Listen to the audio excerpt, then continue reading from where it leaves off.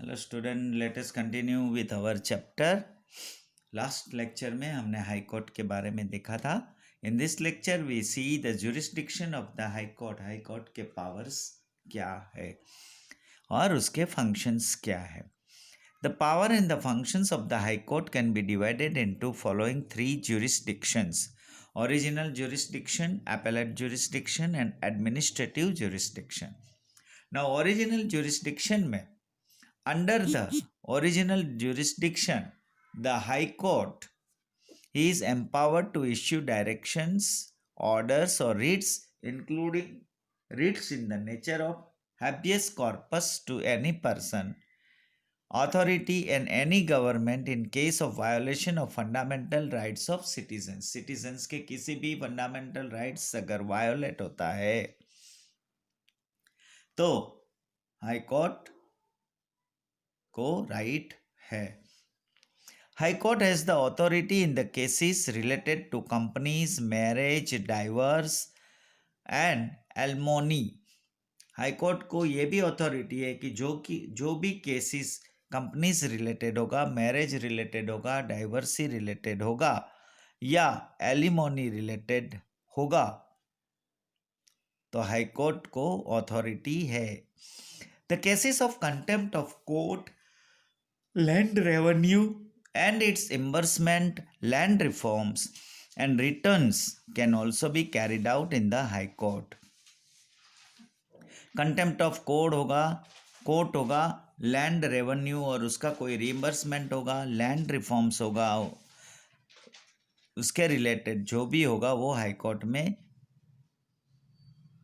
Power है। High court में all writs petition challenging the judgments given by lower court of the civil and criminal courts can be made in the high court. Lower court में civil या criminal cases में कोई भी judgement दिया है उसको petitions high court में challenge कर सकता है। This petition challenging the provisions provided in the entrance examination. This petition challenging the provisions provided in the entrance examination, जो उसकी एग्ज़ाम है उस एग्ज़ाम्स को फॉलो करके वो पिटिशन चैलेंज कर सकता है, ऐसा प्रोविजंस प्रोवाइड किया हुआ है। एपेलेट जुरिस्डिक्शन में under this jurisdiction of the high court, the court hears the petition against the civil and the criminal cases. appellate jurisdiction में कोर्ट जो है वो पिटिशन के सिविल और क्रिमिनल केसेस को सुन सकता है, हियर्स करता है। Any petition challenging the judgment of the lower courts and tribunals can be made in the high court. High court में किसी भी लोअर कोर्ट का या ट्रिब्यूनल्स का जजमेंट को पिटिशन चैलेंज कर सकता है। In case a session court has issued any judgment punishing the accuse for more than 4 years, then the petitioner can challenge the judgment in the high court. If any accused is given a capital punishment by a session court in case of a murder for which a less severe punishment is issued by the lower court, then in such condition the judgment can be challenged in the high court. किसी भी session court में अगर murder का case है और उसको punishment, capital punishment देके उस गुनहगार को छोड़ दिया हो तो ऐसी कंडीशन में हाई कोर्ट में वो चैलेंज कर सकता है। The petitioner who is unsatisfied with the judgment of the tribunal can also approach a high court.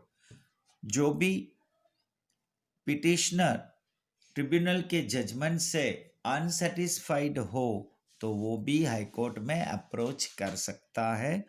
The High Court has a power to decide upon important questions pertaining to law, including constitutional interpretation.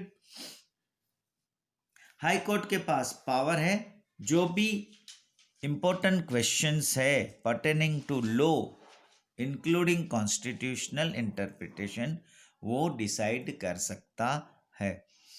Administrative jurisdiction में each high court has the authority and power to supervise the working of all subordinate courts and tribunals of the state और of its region. उसके region में या उसके state में high court के पास authority है, power है कि वो जितनी भी सबॉर्डिनेट कोर्ट्स और ट्रिब्यूनल्स है उसकी वर्किंग को सुपरवाइज कर सकता है. If the High Court feels it is necessary, then it can ask case papers from the subordinate court and then carry out the case proceedings. अगर हाई कोर्ट को कभी ऐसा डाउट आता है सबॉर्डिनेट कोर्ट में केस जो चल रहा है उसके पेपर्स मंगा के वो हाई कोर्ट में केस प्रोसीड कर सकता है. The court can frame general laws to control the procedure and functioning of the courts under its power. Court एक जनरल लॉ भी फ्रेम कर सकता है to control the procedure and functioning of the court under its power. इसके power के अंदर जितने भी कोर्ट्स है उसके फंक्शन और उसकी प्रोसीजर को कंट्रोल करने के लिए जनरल लॉ फ्रेम कर सकता है. The High Court can decide criteria and tabular form of various types of fees. All these provisions should be in accord and harmony with the Constitution. Constitution के मुताबिक सारे provisions उसमें जो दिखाए हैं उस हिसाब से वो क्राइटेरिया या tabular form various types of fees का डिसाइड कर सकता है. The High Court can guide and direct the subordinate courts in the matter of maintaining record and entries. Record maintain करने के लिए और एंट्रीज को मेंटेन करने के लिए सबॉर्डिनेट कोर्ट को हाई कोर्ट गाइड कर सकता है. The High Court occupies the place as the court of records. The High Court publishes its judgment decisions in its organized form.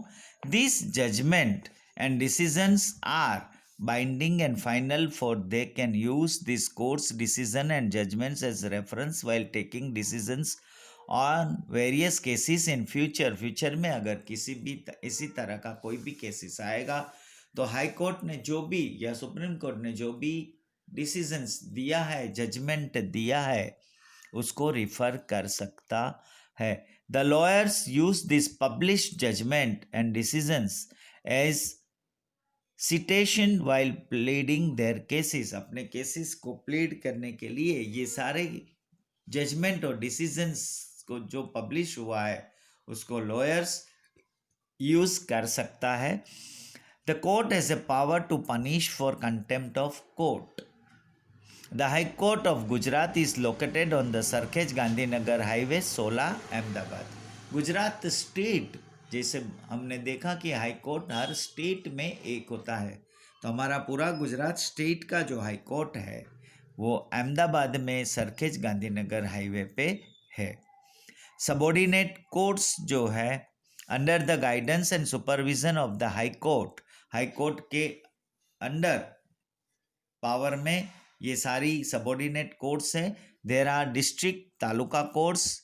उसमें कौन सी अलग अलग कोर्ट्स है जो हाई कोर्ट के अंदर आती है उसको हाई कोर्ट